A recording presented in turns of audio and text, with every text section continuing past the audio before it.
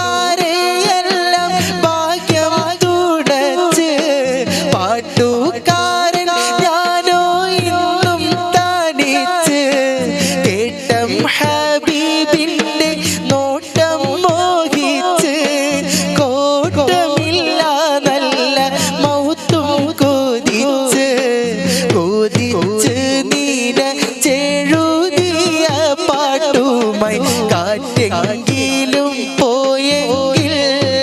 മദീനത്തെ പ്രാവുകൾ പാടിയെങ്കിൽ